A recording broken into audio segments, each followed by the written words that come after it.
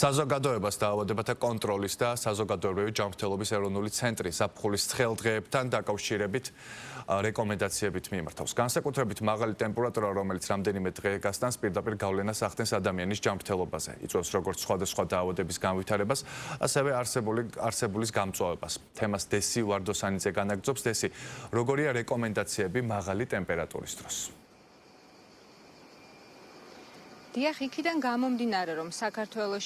დიახ, იქიდან გამომდინარე, რომ საქართველოში ბოლო დღეების განმავლობაში ჰაერის მაღალი ტემპერატურა ფიქსირდება, დაავადებათა კონტროლის ცენტრი საზოგადოებას რეკომენდაციებით მიმართავს.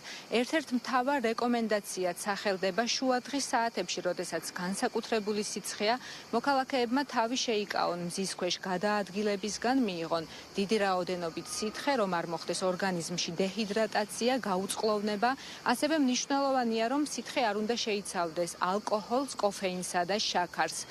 სასურველია, რომ სუბუქად ვიკვებოთ, ეს იყოს დაბალკალორიული საკვები. ჩვენ ასევე ვესაუბრეთ იაშვილის კლინიკის სამედიცინო დირექტორს ივანე ჩხაიძემ, მან ბავშვებისთვის მნიშვნელოვანი რეკომენდაციები გასცა.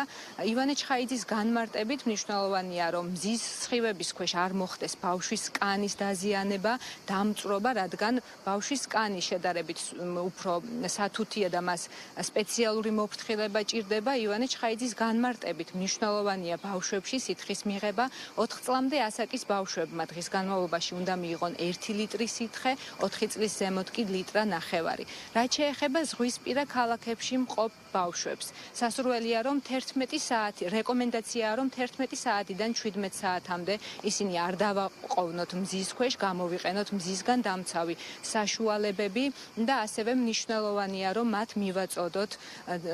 მათ მივაწოდოთ საკვები, რომელიც შენახული არის ყველანაირი პირობების დაცვით, რომელიც არის მაცივარიდან გამოღებული საკვები, მხოლოდ 1 საათის განმავლობაში არის ვარგისიანი. ასევე ივანე ჩხაიძემ ისაუბრა, რომ მზის ქვეშ დიდი ხნით გაჩერების შემთხვევაში შესაძლოა, რომ ბავშვმა მიიღოს მზისგან დარტყმა. პირველი გამოვლენილი ნიშნები არის გულისრევა, ტემპერატურის მატება, ასევე ორგანიზმში მაღალი ტემპერატურის დაფიქსირება და ასეთ დროს დაუყოვნებლივ უნდა მივმართოთ ექიმს და სამედიცინო დაწესებულებებს. შეგვიძლია და არ არის ასე ვთქვათ აუცილებლობა, ძალიან სიცხეროა გარეთ არ უნდა ვიყოთ ხოლმე, მაქსიმალურად ჩრდილში ვეცადოთ ვიყოთ.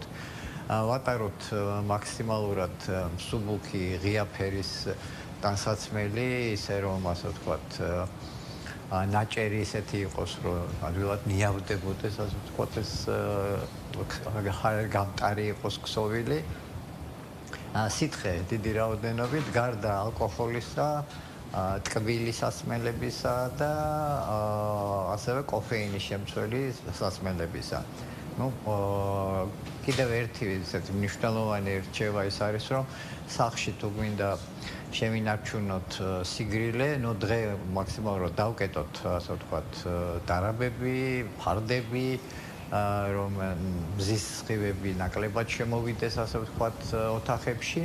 კარგია სველი პირსახოცის ჩამოკიდება სახლში, ატენიანებს ჰაერს და შველის, ასე ვთქვათ, ტემპერატურის დაგდებას. ერთი რაც ძალიან მნიშვნელოვანია, მიუხედავად დროის მონაკვეთისა, როდესაც ჩვენ ბავშვი გარეთ გავყავს, ან ჩვენ თვითონ გარეთ გავდივართ, ზაფხულის პერიოდში აუცილებელია კანზე დამცავი, მზისაგან დამცავი მალამოების გამოყენება.